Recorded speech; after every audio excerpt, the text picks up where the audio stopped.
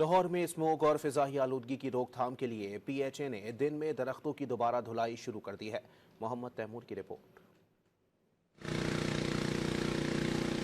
Smog نہ صرف انسانوں پر بلکہ درختوں پر بھی منفی اثرات مرتب کرتی ہے، جب ہی تو دن میں درختوں کو دو بار پانی سے دھویا جا رہا ہے۔ متعلقہ حکام کی رائے میں درخت آکسیجن کی فراہمی کا سب سے بڑا ذریعہ ہیں۔ ان کی صحت لوگوں کی صحت سے جڑی ہے۔ یہ سانس لیں گے تو لوگ سانس لیں گے۔